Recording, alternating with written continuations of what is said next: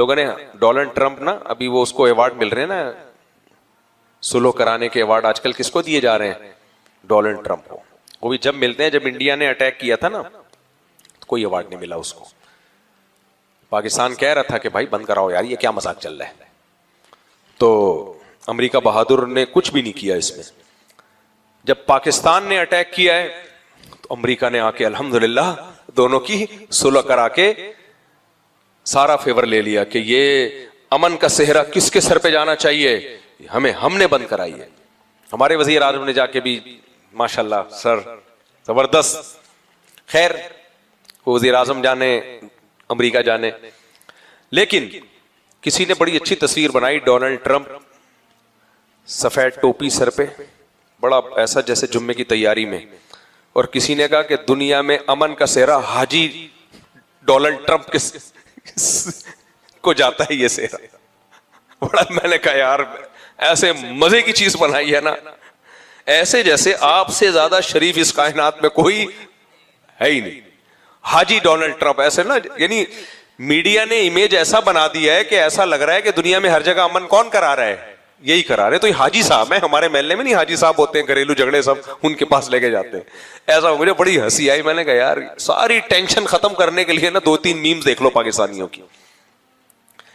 لیکن ایک مثال دے رہا ہوں, بالفرض امریکہ واقعی سچی مچی میں کوئی اچھا کام کر لے, واقعی کر لے, پتہ ہے مزاج کیا ہے کہ پھر آپ اس کو اپریشیٹ نہیں کر سکتے, نہیں کر سکتے. کیونکہ جو فیشن چل رہا ہے وہ فیشن دنیا میں یہی ہے کہ جس سے محبت ہے اس کے ہر برے کام کو بھی اچھا قرار دینا, جس سے نفرت ہے اس کے کوئی اچھا کر بھی لے بالفرض تو اس کو برا قرار دینا. تو اس خول سے نکلنے کی ضرورت, اس شکنجے سے نکالو اپنے آپ کو. سمجھ رہے ہو کہ نہیں سمجھ رہے؟ اس عذاب سے نکالو اپنے آپ کو میرے بھائی. کسی کے صحیح یا برے ہونے کے فیصلے, کسی کے کام کے اچھے یا برے ہونے کے فیصلے میرے اور آپ کی عقیدت سے نہیں ہوں گے. نا نا نا نا, یہ عقیدت کی چادر اٹھا کے ایک طرف رکھ دو. یہ اس سے ہوگا کہ دلیل کی دنیا میں پلڑا کس کا بھاری ہے. اور اگر آپ کو دلائل کا نہیں پتا تو خاموشی اختیار کرو. ہر چیز میں گھسنے کی نہ شریعت اجازت دیتی ہے نہ اخلاقیات کا تقاضا ہے کہ ہر معاملے میں ٹانگ اڑاؤ. بھائی نہیں پتا, لا ادری کہنا سیکھو. بھئی ہمیں نہیں پتا. پاکستانیوں کے ساتھ ایک بڑا مسئلہ ہے کہ جب بھی کسی کوئی پنچر لگانے والا ہوگا نا, آپ اس کے پاس جا کے بیٹھ کے سیاسی تبصرہ شروع کر دو, ایسے تبصرے کرے گا اوہو, آپ کو لگے گا بھائی ہٹو بچوں ہو گیا, اگلی دفعہ الیکشن میں اسی کو آنا چاہیے.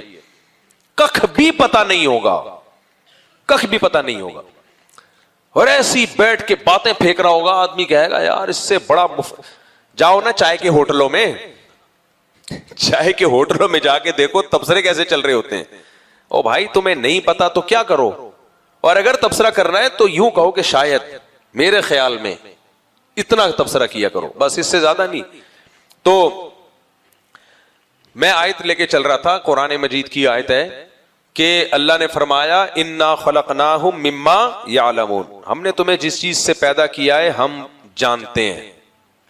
تو اس سے صاف پتہ چلتا ہے بھائی اللہ بتا رہے ہیں کہ تمہارا جو میٹیریل ہے نا وہ اس قابل نہیں ہے کہ تمہیں میری نظر میں عزت میں. ہاں اصل میں بیان یہاں سے شروع ہوا تھا, شکر ہے وہ سرا مل گیا مجھے, کہ مذہبی آدمی صرف گیٹ اپ مذہبی نہ ہو, حقیقت میں اللہ کی محبت ہو, اس کی نظر میں کامیابی کی ڈیفینیشن یہ ہے کہ اللہ کہہ دے کہ یہ کیا ہے, یہ ٹھیک ہے, بس یہ سرخرو ہے میری نظر میں. اور ناکام وہ ہے جس کو اللہ کہہ دے کہ یہ سرخرو نہیں ہے, جس کے میں نے مثال دی تھی کہ نبی صلی اللہ علیہ وسلم نے فرمایا کتنے ہی پیغمبر ایسے آئے دنیا میں کہ انہوں نے ابھی دعوت کا کام شروع کیا اور ان کو قتل کر دیا گیا. تو میں یہ بتا رہا تھا کہ بتاؤ دنیاوی قانون کے لحاظ سے ان کو کامیاب سمجھا جائے گا یا ناکام؟ دنیا کے لحاظ سے تو ناکام. بھائی آپ کا جو ہدف ہوتا ہے, آپ کا جو ویژن ہوتا ہے, آپ جب اس ویژن کو پورا ہی نہ کر پاؤ تو ناکام کہلاتے ہو نا. انبیاء کا ویژن کیا ہے؟ دین کی دعوت, لوگوں کو دین پہ لانا, ایک کو بھی نہیں لا پائے اور قتل کر دیا گیا. اور ساری قوم ان کے مخالف تھی کہ نہیں تھی, کسی ایک نے بھی ان کے حق میں آواز نہیں اٹھائی. دنیا میں تو بھائی ناکام سمجھے گئے, لیکن اللہ کی نظر میں وہ کیا ہے؟ کامیاب. تو پتا چلا کہ بھائی یہ جو آپ موٹیویشنل اسپیکرز کو سن رہے ہو یا گوروں کو سن رہے ہو, سکسیس, کامیابی اور یہ ٹوپی ڈرامے انہوں نے لگائے ہوئے ہیں, مذہبی آدمی کے اصول اور ضابطے بالکل ان سے ڈفرینٹ. وہ کہتا ہے بھائی اللہ کو خوش کرنا کامیابی, اللہ کو ناراض کرنا ناکامی. بس ہمارے پاس دو لفظوں میں کامیابی اور ناکامی کی ڈیفینیشن ہے. اس لیے مذہبی آدمی پتہ ہے ٹینشن میں جب آتا ہے جب وہ آدھا ادھر ہوتا ہے آدھا ادھر ہوتا ہے. تبھی نبی صلی اللہ علیہ وسلم نے فرمایا ذاق طعم الایمان من رضی باللہ ربا وبالاسلام دینا وبمحمد صلی اللہ علیہ وسلم نبیا. وہ شخص اسلام کی مٹھاس چکھے گا جو اللہ کو اللہ مان لے, پیغمبر کو پیغمبر مان لے اور اسلام کو اپنا دین مان لے. کیا مطلب؟ وہ اپنے آپ کو مکمل حوالے کر دے اسلام کے. ہم جو ٹینشن میں آتے ہیں وہ کیوں آتے ہیں؟ ہم اپنے آپ کو مکمل اللہ کے حوالے کرتے نہیں. ہم چاہتے ہیں تھوڑا تھوڑا اسلام بھی, تھوڑا تھوڑا کلچر بھی, تھوڑا سا سیاستدان بھی, تھوڑا سا اپنی قوم بھی, تھوڑا سا اپنے باس بھی, ساری چیز, تھوڑا سا بیگم بھی, چاہے وہ خلاف شریعت ہی حکم دے رہی ہو, بیگم کی مانو لیکن خلاف شریعت باتوں میں تو نہیں نا, تھوڑا سا اولاد بھی. تو اتنے سارے جس کے خدا ہوں, ادھر بھی خوش ادھر بھی خوش ادھر بھی خوش کرنا ہے.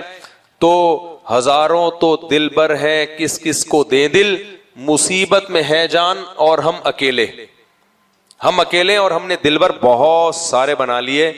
تو وہی ٹینشن ہوگی جو 4 بیویوں والے کی ہوتی ہے. کیا خیال ہے بھائی؟ اس کو بھی خوش, اس کو بھی خوش, اس کو بھی خوش, اس کو بھی خوش.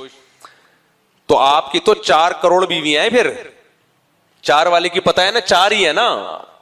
اس کے تو باس کو بھی خوش کرنا ہے, اس نے خاندان کو بھی خوش کرنا ہے, اور اس نے کلچر کو بھی خوش کرنا ہے. تو اتنی چیزوں کو جو آدمی خوش کرنے میں لگا رہے گا تو خوشی کے علاوہ اس کو دنیا کی ہر نعمت مل جائے گی. اور جس نے ہدف بنا لیا بھائی اللہ, بس بھاڑ میں جائے ایسی کی تیسی یار, سمجھ رہے ہو, تو سب سے پہلا فائدہ اس کو پتہ ہے کیا ہوگا؟ خوشی. اس کے سب سے پہلا فائدہ اس کو ہوگا کہ خوشیاں اس کی جھولی میں آ کے گر جائیں گی. اور جب اس کو شیطان ٹینشن دے گا نا کہ نہیں فلاں بھی مخالف فلاں بھی مخالف, تو ایک چیز تسلی دیتی ہے, سب سے بڑی تسلی پتہ ہے دنیا میں سب سے بڑا غم بھی ایک ہے, سب سے بڑی خوشی بھی ایک ہی ہے. ایک چیز ایسی ہے کہ وہی سب سے زیادہ غم دیتی ہے انسان کو, اس کا تصور. اور وہی چیز ایسی ہے کہ لائف اسٹائل صحیح کر لو تو اس کا تصور آپ کو سب سے زیادہ خوشی دے گی, وہ ہے موت. سمجھتا ہے کہ نہیں سمجھتا؟ دنیا میں سب سے بڑا غم کیا ہے؟ ہم نے مرنا ہے. اگر آج ہمیں کوئی آ کے بتا دے مرو گے نہیں, ہو سکتا ہے خوشی سے مر جائیں ہم. کوئی ایک آدمی کی لاٹری نکلی نا, بس بیان ختم ہونے والا ہے. ایک آدمی کی لاٹری نکلی 1 ارب روپے کی. تو لاٹری جس کمپنی نے نکال کے دی تو انہوں نے بولا کہ ہم ایک دم اس آدمی کو جا کے بتائیں گے تمہارا 1 ارب روپے نکلا ہے تو خوشی سے مر نہ جائے. تو جو سائیکولوجسٹ ہوتے ہیں ان کو ہائر کیا کہ آپ نے آرام آرام سے اس کو جا کے یہ خوشخبری دینی ہے کہ دماغ اس کا ہل نہ جائے کہیں. تو وہ چلے گئے ڈاکٹر, اس کے پاس ایک ڈاکٹر کو ہائر کیا, یہ بہت بڑا اسپیشلسٹ ہے امریکہ میں اور بڑے بڑے پاگلوں کا اس نے علاج کیا ہے, تو تم جا کے آرام آرام سے بتانا. وہ ڈاکٹر بڑا افلاطون بقرات, وہ جا کے اس کو کہتا ہے دیکھو فرض کرو اگر تمہارا 1 کروڑ نکل جائے تو تم کیا کرو گے؟ ابھی نکلا نہیں ہے, شوق میں نہیں جانا, فرض کرو. تو اس نے کہا کہ میں یہ کروں گا, فلانا فلانا کام کروں گا. میں ہوتا تو 4 شادیاں کا بول دیتا. خیر, تو اس نے کہا بس نکل گیا تمہارا 1 کروڑ ہے. 1 کروڑ نکل گیا؟ ہاں نکل گیا 1 کروڑ. لیکن ایک نہیں, ایک بات اور, اگر تمہارے 10 کروڑ نکلے تو ایسے ایسے لایا آہستہ آہستہ 1 ارب پہ آ گیا. بولا اگر 1 ارب نکلا تو کیا کرو گے؟ وہ کہتے 50 تجھے دے دوں گا. ڈاکٹر گیا, ڈاکٹر خوشی سے ہارٹ اٹیک ہو گیا اس کو. سمجھ رہے نہیں؟ تو کیا کہہ رہا تھا یار, میں پھر بات کو ختم کرنے چاہتا ہوں, پھر دائیں میں ہو جاتا ہوں. دلی بتائیں, آپ کو گچی پکڑ کے رکھا کرو نا.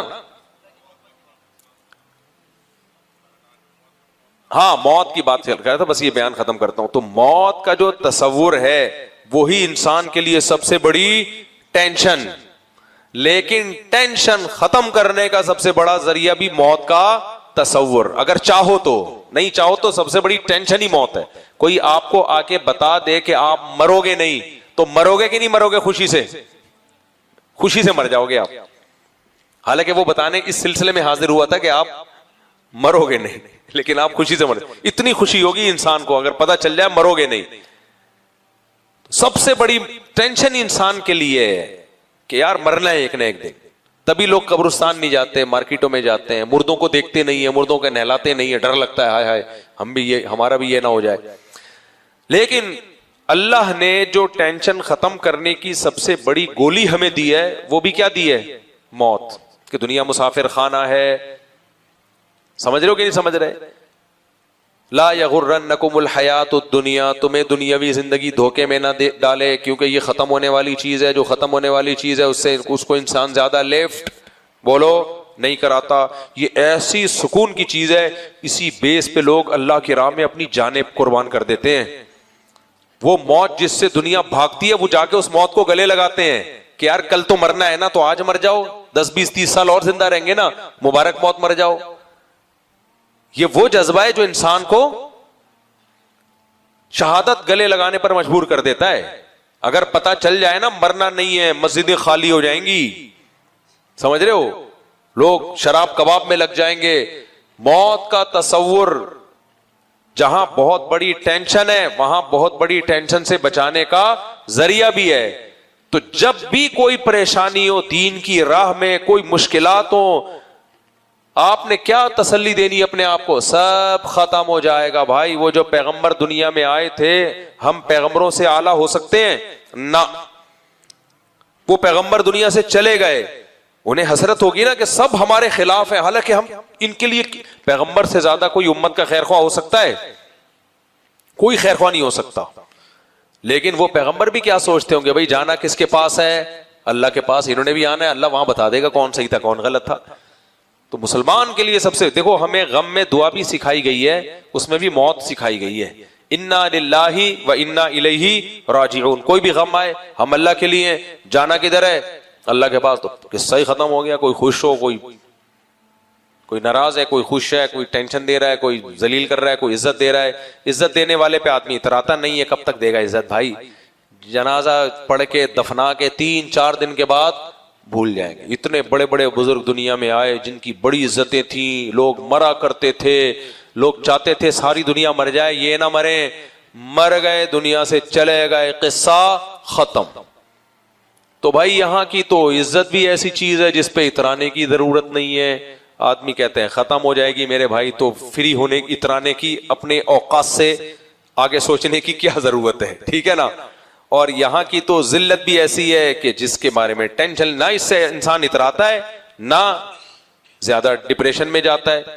اور خاص طور پہ جو لوگ گھر بناتے ہیں نا, بڑے بڑے گھر سریے ڈال ڈال کے, اتنے موٹے موٹے پلر, ان سے میں کہتا ہوں ایک کام کر لیا کرو, پھر بے شک گھر بناؤ. قریب قریب میں قبرستان میں جا کے کھڑے ہو جایا کرو, بولو اتنا سریا میں نے ڈال دیا, آنا تھوڑے دنوں میں کہاں ہے, اسی گھر سے چارپائی اٹھے گی. تو اتنا فری کراؤ گھر کو جتنا بنتا ہے رہنے وہنے کے لیے. پھر وہی بات آ جاتی ہے, لوگ کہتے ہیں اپنا گھر اپنا ہی ہوتا ہے. بالکل اپنا ہوتا ہے, لیکن اپنا ہوتا نہیں ہے. مسئلہ سارا کیا ہے؟ سمجھ گئے نا؟ دیکھیں مفتی صاحب تمہیں کیا پتا اپنا گھر اپنا ہی ہوتا ہے. میں نے کہا بھائی صاحب ہمیں اتنے بیوقوف ہم ہیں نہیں جتنے تجھے لگ رہے.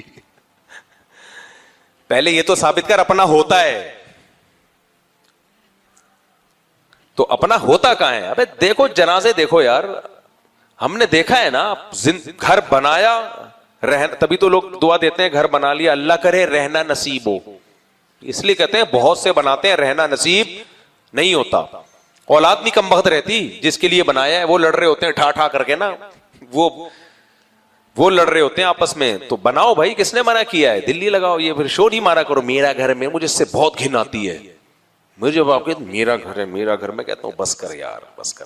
اتنا سریا تو نے اس میں ڈال دیا, اپنی ہڈیوں میں تو نے سریا بالکل بھی نہیں ڈالا. ہڈیوں میں سریا ڈال دیتا, گھر جھونپڑی کا ہوتا, وہ پھر بھی زیادہ اچھا تھا. تو بناؤ, اگر اللہ نے بہت زیادہ پیسہ دیا تو بنا لو گھر. لیکن یہ سوچا کرو ایسا بکواس ہے. تبلیغ میں یہ سکھایا جاتا ہے نا, there are 2 types of مٹی. تبلیغ بھی اب ایڈوانس کر رہا ہوں میں بھائی, انگلش آ رہی ہے نا ہر جگہ. امام صاحب دعا مانگ رہے تھے, اللہ ہماری تمام پرابلمز کو حل فرما دے. دعا سچی مچی کی بات. تو میں نے کہا یار اب اگلے 10-20 سال میں ہوگا تمام پرابلمز کو سولو فرما دے